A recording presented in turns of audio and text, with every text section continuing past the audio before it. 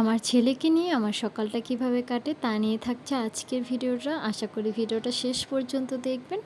সকালে ঘুম থেকে ওঠার পরে হচ্ছে আমার প্রথম কাজ, আমি চুলটাকে সুন্দরভাবে কাঁকড়া দিয়ে মানে ব্যান্ড দিয়ে আটকে নেব, কারণ হচ্ছে চুল খুলে আমি কোনো কাজই করতে পারি না। তো তারপর হচ্ছে আমি চাটা প্রথমে বসিয়ে নিলাম। আর আমি কয় চামচ দুধ এখানে ব্যবহার করেছি তা অবশ্যই সবাই কমেন্ট করে জানাবেন, দেখব কারটা সঠিক হয়। তো এখানে আমি দুধগুলো নিয়ে নেওয়ার পর হচ্ছে আমি পরিমাণ মতো পানি দিয়ে দিচ্ছি। পানি দেওয়ার পর চুলাটা অন করে কিছুক্ষণ নাড়াচাড়াও করব, তা না হলে দুধটা দলা পেকে যাবে, যেহেতু এটা পাউডার দুধ।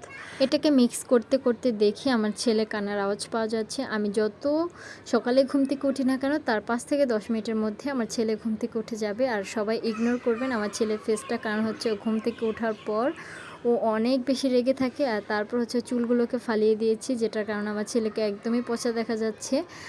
আর ওর চুল সহজে বড় হয় না, এই জন্য সহজে ওকে হচ্ছে টাকবেল করতে চায় না আর কি। আর ঘুম থেকে ওঠার পর ও যে মর্জি করবে, বাহানা মানে যেটা চাই সেটাই দিতে হবে। আমি জানি না সবার বাচ্চারা আসলে এরকম করে কিনা। তারপর হচ্ছে বুঝিয়ে সুঝিয়ে ওর বাবার কাছে রেখে আমি বিছানাটা পরিষ্কার করতে চলে এসেছি।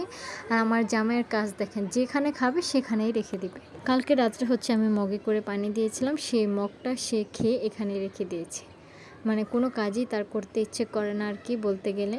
তো এখানে আমি সুন্দরভাবে বিছানাটা কমপ্লিট করে গুছিয়ে রেখে তারপর চলে গেলাম হচ্ছে আমার ছেলেকে ওষুধ খাওয়ানোর জন্য। ডক্টর 2টা ওষুধ দিয়েছে, একটা হচ্ছে ভিটামিন আর একটা হচ্ছে ওর একটু গ্যাসের প্রবলেম হচ্ছে এই জন্য। তো আমি এগুলো নিয়ে ওর কাছে যাচ্ছি। এগুলো খাওয়ানোর পর হচ্ছে ওর খাবারটা আমি সুন্দরভাবে চুলায় বসিয়ে দিলাম। আজকে বলছিল ও নুডলস খাবে, তো রান্না করলাম, কিন্তু আফসোস বিশ্বাস করবেন কিনা জানি না, একটুও খায়নি। তারপর হচ্ছে আমার চাতে মানে হচ্ছে চা পাতি দিয়ে দিলাম, অর্ধেকটা চা নিয়েছি আর অর্ধেকটা রেখে দিয়েছি, যেহেতু আমি সকালে সবার জন্য একসাথে চা জাল করে রাখি, পরে টাইম পাওয়া যায় না, এই জন্য সব একসাথে জাল করে রাখি। তারপর হচ্ছে যারটা মানে যে পরে খায় তার জন্য ওটা রেখে দিই আর কি। তো তারপর আমার ছেলেকে একটুও খাওয়াতে পারিনি, তো আমি এদিকে কাজ করছিলাম, এসে দেখি সে কি সুন্দর বারান্দাতে উঠে দুষ্টামি করছে। আমাদের বারান্দার একটি গ্রিল হচ্ছে কাটা, যার কারণে দু একদিন মাঝে মাঝে দেখে গ্রিলটা খুলে আমরা হচ্ছে বাইরে ওয়েদারটা দেখি। তো ও ভাবে যে প্রতিদিনই ওকে গ্রিলটা খুলে দিব দেখার জন্য, এই জন্য বড় একটি তালা লাগিয়ে রেখেছি, কারণ বাচ্চা মানুষ কখন উঠে খুলে যায়। অনেক বাহানার পরে হচ্ছে ওকে ঘরে নিতে পেরেছি, কারণ হচ্ছে রোদে তাকানোই যাচ্ছিল না, একদম প্রচুর রোদ ছিল।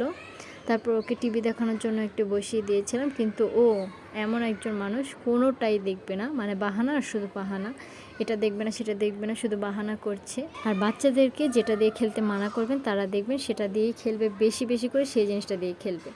তো তারপর হচ্ছে ওকে একটু বুঝিয়ে শুনে একটু টিভিতে মানে একটি কার্টুন অন করে চলে গিয়েছিলাম রান্নাঘরে আজকে হচ্ছে সিম্পল রান্না হবে, আমি রান্নার কোনো ফুল ডিটেলস আর দেখালাম না। তো আজকের ভিডিওটা আমি এখানে শেষ করছি। আর ভিডিওটা কেমন লাগলো অবশ্যই কমেন্ট করে জানাতে ভুলবেন না। আল্লাহ হাফেজ।